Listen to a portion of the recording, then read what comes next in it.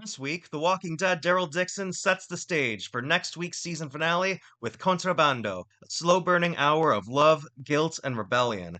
Hey everyone, welcome back to Fandom Frontline. Today I'm diving into Season 3, Episode 6 of The Walking Dead Daryl Dixon, Contrabando.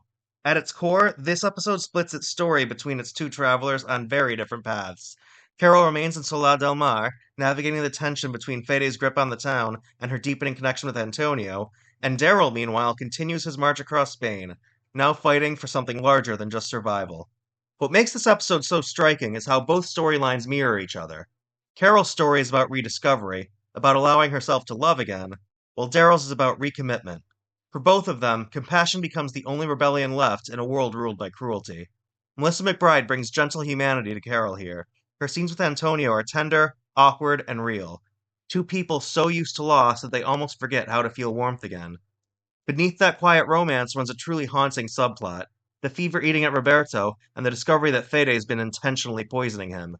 Carol's midnight theft of the medicine feels straight out of a western, a lone hero defying corruption for the sake of mercy. It's here that The Walking Dead Daryl Dixon shows just how far the show has evolved from its American roots. What used to be a zombie survival story is now a political parable, about power, class, and how oppression can take root anywhere. Even Carol's broken Spanish can be seen as symbolic, bridging the divide between outsider and ally. While Carol confronts deceit and Sola, Daryl faces something closer to war. His alliance with Paz leads him into an ambush against Guillermo's convoy, a tense, chaotic set piece that channels the spirit of great westerns. It's one of the best sequences the series has done all season, not because of the action, though it's great, but because of the heartbreak that follows.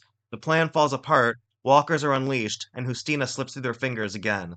When Paz tells Daryl that she thinks maybe he lost someone too, that single line spoken softly might be the emotional heart of the whole episode. It's not about monsters or heroes, it's about grief, and the quiet recognition of it in another person. In the episode's final act, the tension between survival and morality comes to a head. Carol risks it all to save Roberto. Antonio sacrifices his safety to distract Fede. It's pure Walking Dead tragedy, the small acts of love that might cost everything.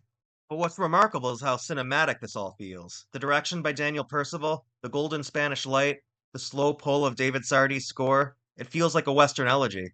As we near next week's finale, Contrabando might not be the most explosive episode of the season, but it's one that feels alive, as its protagonists aren't just surviving the world's end, but finding the pieces of themselves that are worth saving. If you're enjoying these reviews, don't forget to like, subscribe, and tell me what you think's waiting for Daryl in the finale. And make sure to join me for my 1 hour live stream review and open discussion of the season as a whole next week. Until then, keep on surviving.